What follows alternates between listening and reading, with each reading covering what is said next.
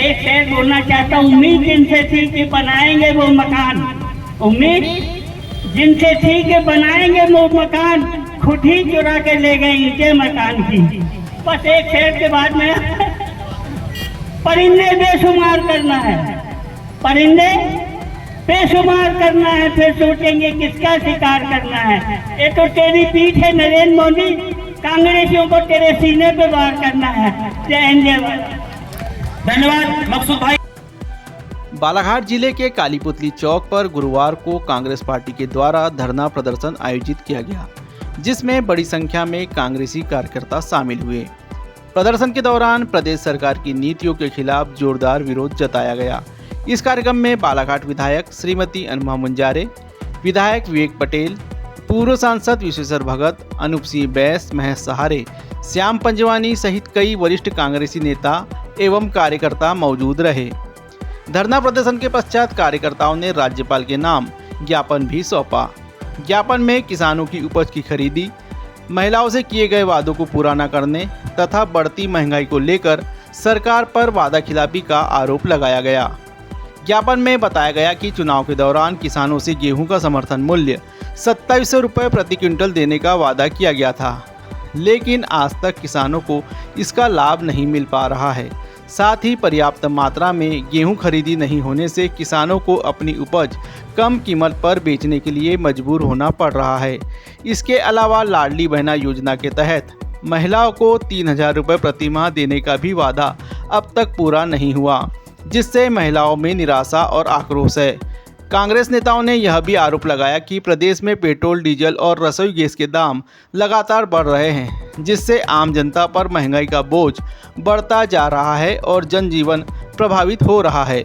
विधायक लोगों को भी बोलने में संकोच होता है, क्योंकि अपनी सरकार के खिलाफ क्या बोले, जबकि पीड़ित वो भी होते हैं, दुखी वो भी होते हैं, उनके क्षेत्र के किसानों की भी समस्याएं भी वही होती हैं, जो कांग्रेस विधायकों के क्षेत्र की समस्याएं वही उनकी भी होती हैं। लेकिन हम बोल लेते हैं क्योंकि हम विपक्ष में बैठे हैं। वो इसलिए नहीं बोल पाते कि वो सत्ता पक्ष के हैं, और सत्ता पक्ष में रहकर अगर अपनी सरकार को घेरेंगे तो सरकार उनके खिलाफ कार्रवाई कर सकती है, या पार्टी उनके खिलाफ अनुशासनात्मक कार्रवाई कर सकती है, इसलिए वो नहीं बोलते।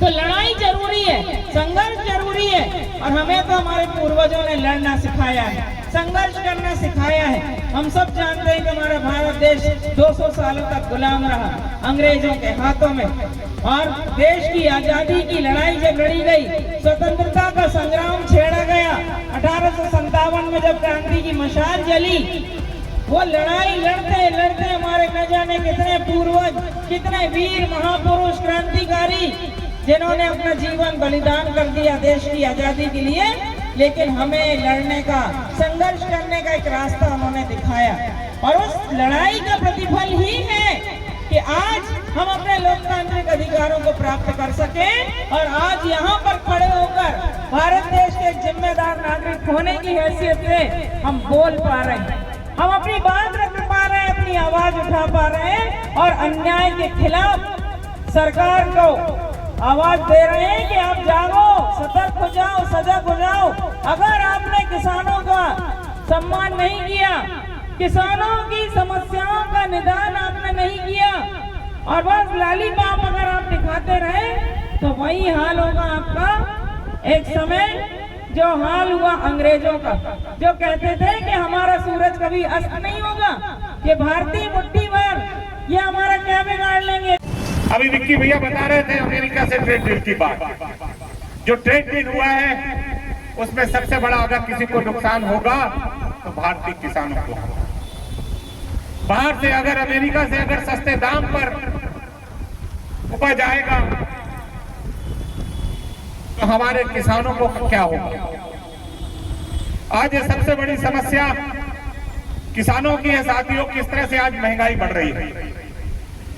आज आप सब लोग देख रहे हैं खाद बीज के दाम अभी सरकार ने बिजली के दाम बढ़ाने का काम किया है।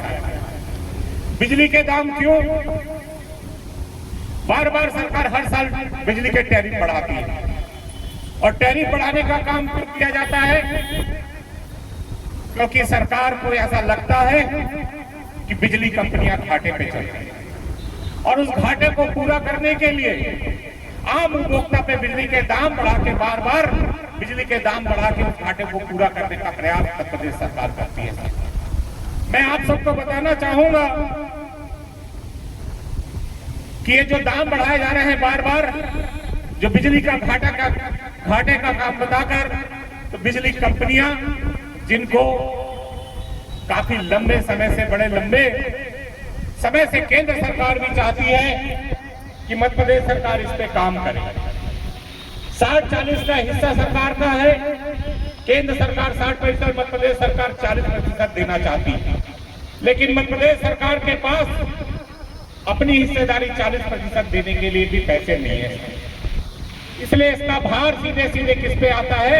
आम उपभोक्ता पे आता है।